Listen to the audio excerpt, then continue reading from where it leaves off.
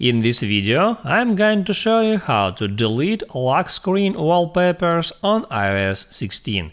That is quite simple and easy to do, so let's begin. On iOS 16, you can add multiple lock screen wallpapers and change them in any time that you want.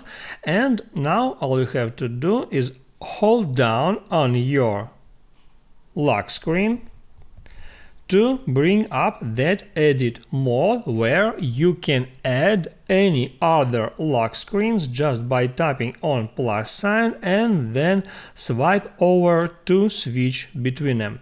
Here you can save a lot of different lock screens, and if you want to delete some of them, all you have to do is select that lock screen and then make swipe up to show up that trash icon, and then just hit on it and then hit on delete this wallpaper.